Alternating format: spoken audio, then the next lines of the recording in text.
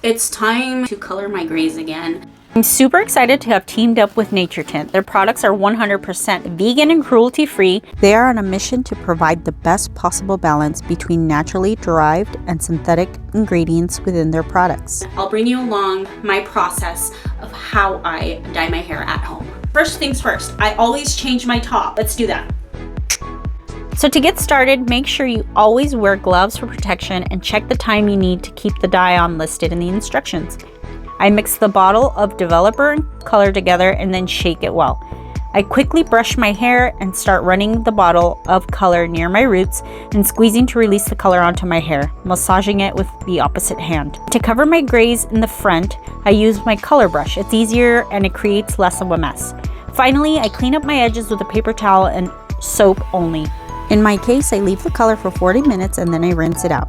Once my hair is towel dried, I add some of the Naturtint leave-in conditioner, and that's it.